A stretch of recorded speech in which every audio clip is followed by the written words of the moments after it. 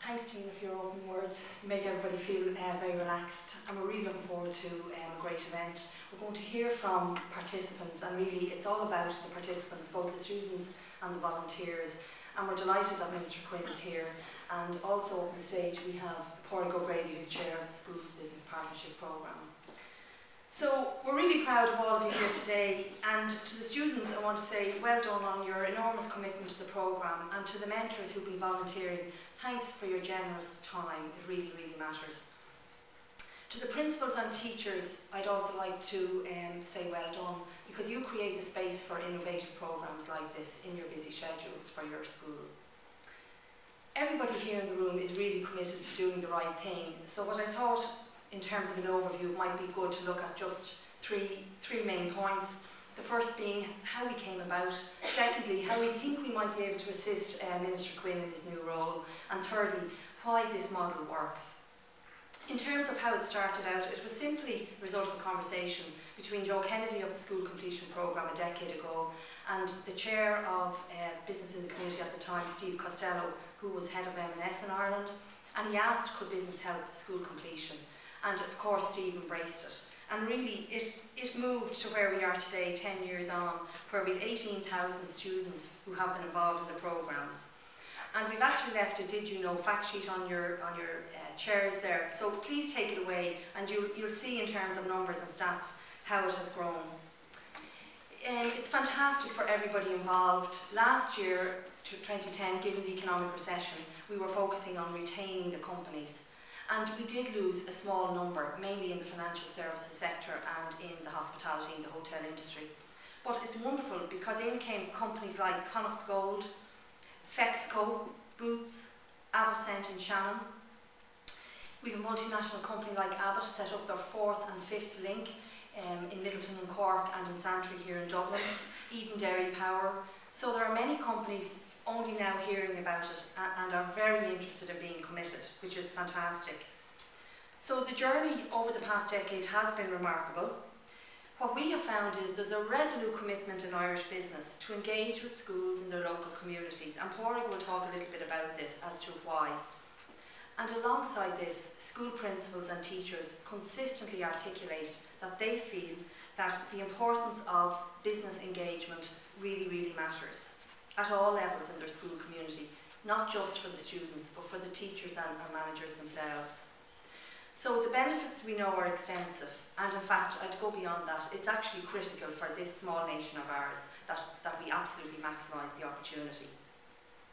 Secondly, in terms of assisting Minister Quinn on his agenda, when we look at the national programme for government, we feel there's great opportunity perhaps to dovetail with what your priorities are. And certainly what you've set out in terms of delivering equity in education. Our aim since 2000 has been to finally, and with a narrow focus, try to assist school retention in Ireland.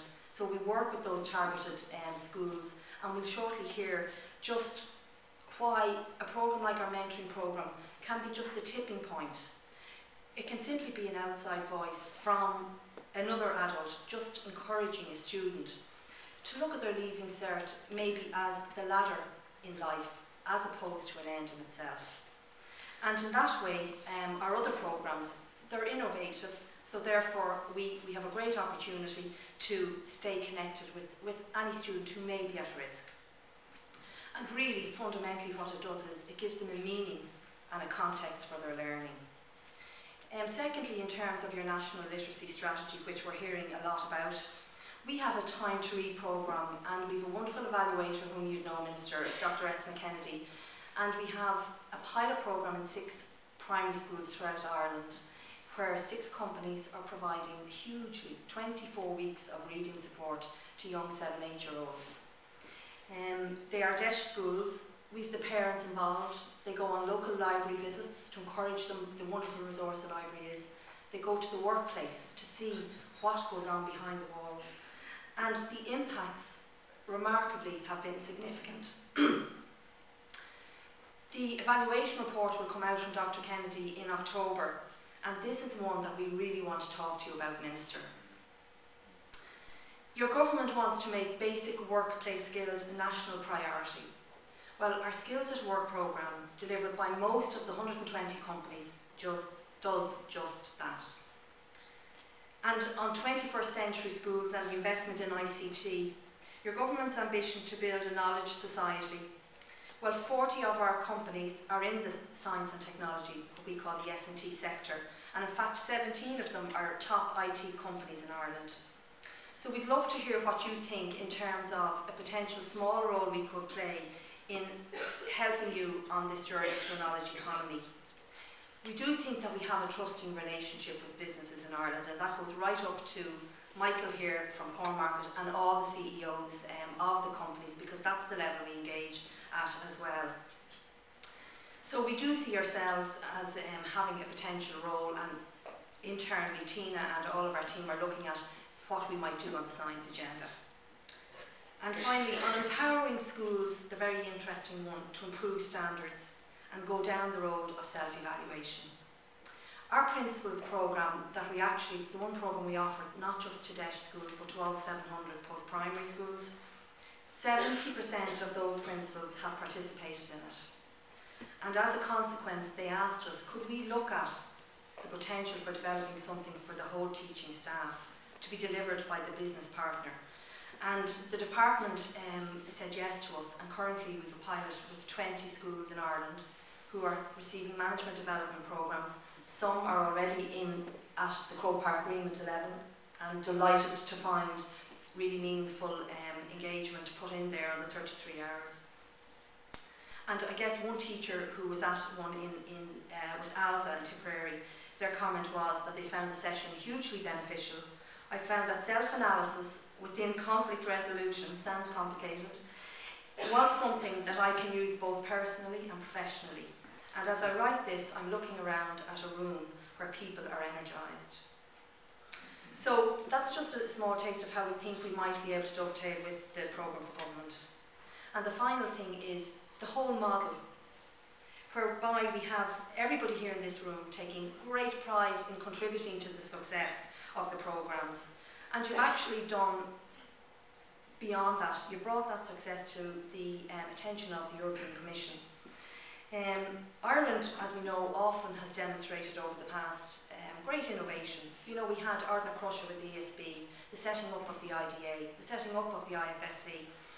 So the story in Ireland, where we've got government, business leaders and educators coming together, has been applauded by the Commission. And in fact, they're holding it up as a model of best practice. 2 months ago in February, we welcomed a great guy, Jerzy, from the Czech Republic. He spent 3 days with our team, really getting down and dirty. How do you do it? How do you work it? And they launched last month in April in the Czech Republic. So all of what you've done, all of your ideas, all of the great feedback you give us is now helping the Czech Republic. And it's IBM and Bayer who are leading their partnership, and it's with the science agenda. Our own SBP team in Ireland, I have to say, I work with the most passionate people around. And certainly, Ciara, Fidelma, Alison, Breda, and Elaine, who's come down from Donegal, they really broker and act as the conduit and the facilitator of the engagement. And of course, the lead is definitively and clearly set within business in the community by our fabulous CEO, Tina Roach. Tina is so inspirational, encouraging of everybody and our ideas. Tina lives and breathes corporate responsibility, and I know all of you out there who know her know that. And I can only say, Minister, that I'm very fortunate secondee to this organisation. So to finish up, please keep your ideas flowing. Complete our important evaluations this month. We are chasing up. And tell us how we can improve our programmes so that we can make your lives better and help Irish schools and workplaces become the best in the world. So thank you.